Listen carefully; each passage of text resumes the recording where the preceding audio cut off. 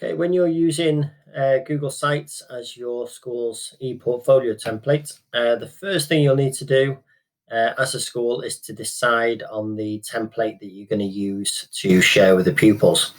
After that, you will need to use one of the teachers' accounts. So in Wales, if you're a Hub user, make sure that you log into your Hub account.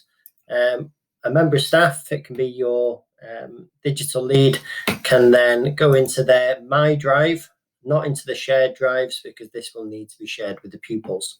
So if you go into the My Drive, create a new folder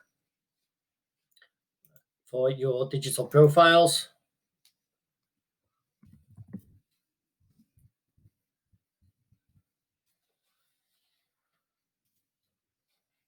And then this folder is what's going to be shared with the pupils. So once you open that, you can then create a new Google site, and this is where you're going to create your template for the pupils to use.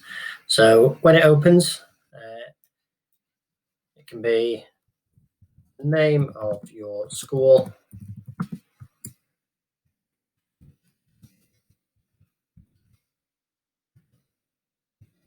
and then digital portfolio.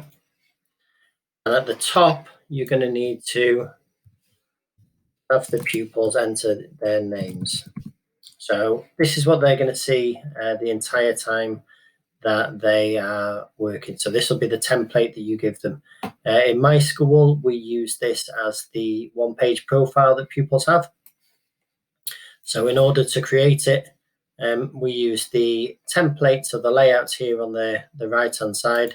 So we inserted a couple of these.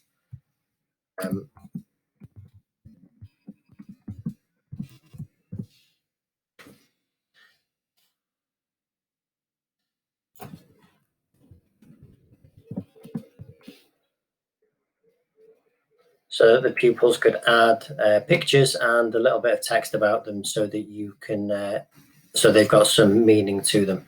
If at any point you want to change the order of these, you can just drag them up and down using the dotted parts at the side here. Once you've created your template, or from here, you can also add the pages and change the theme if you want. This, though, will be the same template that you give to all your pupils. Okay, once you've created it, you'll be able to go into your folder, and you'll see that it's sitting there in your digital profile folder.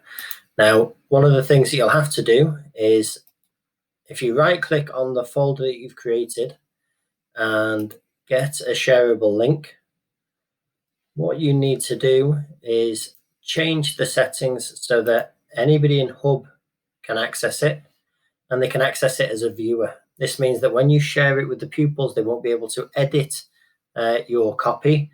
However, they will be able to see it, and they will be able to make a copy for themselves. So you'll need to share it that anybody in Hub can see it, and the viewer.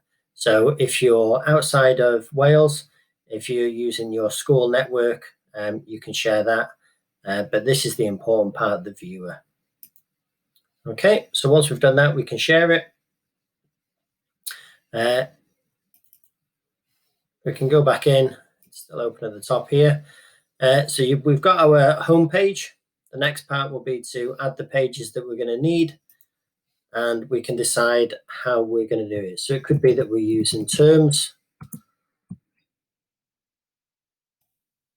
That term 1 will appear, and then the pupils will be able to insert and populate the term themselves with what they're doing. You might have the themes, so that as they're working, if you're working on a space theme, this will be their space page, and then they'll be able to update it. The other options are that we can create school year,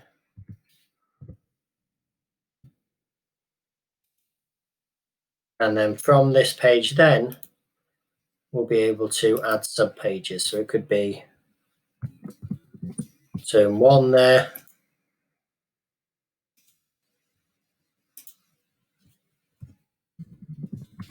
term 2.